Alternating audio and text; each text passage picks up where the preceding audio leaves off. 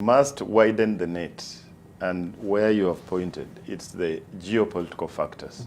But I think Doc has very well brought out the aspect in a quick manner in Niger. You know, Niger is the vanguard of the Western powers and generally maybe Nigeria in the war against the terrorist insurgents within that belt.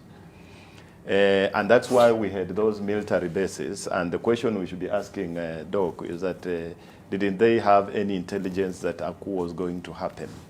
The French and the Americans inside there. But then there is another school. And just before I continue, maybe we will touch on that. But Doc was saying we had coups in Egypt and even Sudan, and we can say even Zimbabwe. And the AU, in quotes, has come up with something they call a good coups.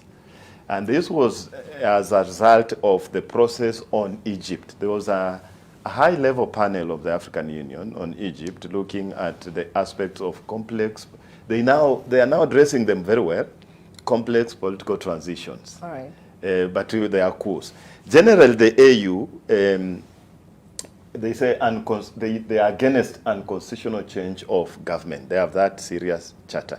But then there is a provision that we should also allow the people to exercise their rights against oppressive states.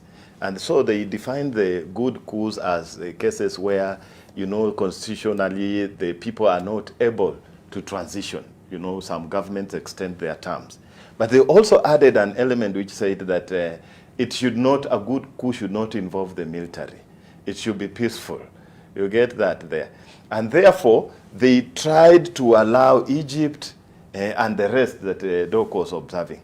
But in Niger now, there is a high regional and continental interest because one, it was the first time that disturbed country was having somehow democratically elected leader. And this leader, true to that, was a clear ally of the West, and for very genuine reasons. You know, that's a highly terrorist-infested area. You need the West to overcome them, to control, you know, the area of the Sahel. There's that fear among the Western powers that what they did in Libya is the reason why we have that problem of insurgents in the Sahel. And therefore, Niger was holding that vanguard.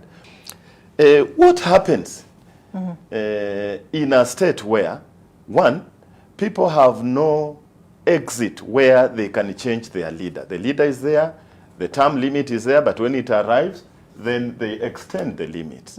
Number two is the question that the youngest coup leader, Burkina Faso, was asking.